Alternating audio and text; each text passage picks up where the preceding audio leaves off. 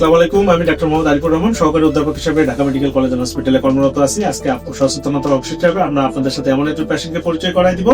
আমাদের সবার মধ্যে একটা ভুল ধারণা থাকে যে ব্লাড ক্যান্সার আক্রান্ত রোগীরা নরমাল লাইফ লিড করতে পারবে কিনা, তাদের পক্ষে বাচ্চা কাচ্চা নেওয়া সম্ভব কিনা। এই ভুলটা ভাঙানোর জন্যই আজকের আমাদের এই ভিডিওটি।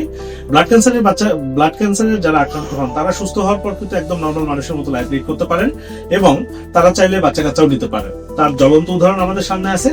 আমাদের পেশেন্ট, ওর নাম ফাহিমা, 27 বছর বয়স। আমরা যখন বাংলাদেশ মেডিকেল ইউনিভার্সিটি বা পিজি হসপিটালে আমি রেসিডেন্ট ছিলাম, ঠিক সেই সময় ফেসবিতে থাকাকালীন সময় 2019 সালে প্রথম তার এই রোগটা ধরা পড়ে। তারপরে সে অন এন্ড অফ চিকিৎসা গ্রহণ করে এবং 2022 সালের দিকে এসে তার চিকিৎসা আমরা সম্পূর্ণ করি। তারপর 2024 সালে এসে উনি কনসিভ করেন এবং ওনারা প্রথমে ভয় পাচ্ছিলেন। ওনার যে গাইনোকোলজিস্ট ছিল, আমার রুগী, আমরা নিজেরা সবাই ভয় পাচ্ছিলেন যে এই প্রেগন্যান্সি কন্টিনিউ করতে পারবে কি পারবে না।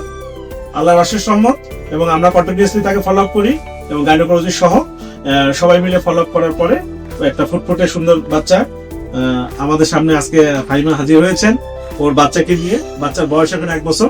এখন বেসিক্যালি ওরা ফলো আপের জন্য আমাদের কাছে আসছে এবং এই বার্তা দেওয়ার উদ্দেশ্য হচ্ছে ব্লাড ক্যান্সার মানে আতঙ্কিত হওয়া নয়। ব্লাড ক্যান্সারের রোগীরা চিকিৎসায় সম্পূর্ণরূপে সুস্থ হয় এবং তারা নর্মাল লাইফ লিড করতে পারে এবং বাচ্চা কাচ্চা নিতেও তাদের কোনো সমস্যা হয় না। তো আপনারা ব্লাড ক্যান্সার আতঙ্কিত নয়, নিজে বা অন্য কেউ যদি ব্লাড ক্যান্সার হয় তাহলে যত দ্রুত সম্ভব একজন রক্তরোগ বিশেষজ্ঞের পরামর্শ গ্রহণ করুন এবং তার পরামর্শ মতো চিকিৎসা গ্রহণ করুন। সেবা নিন, সুস্থ থাকুন। ধন্যবাদ।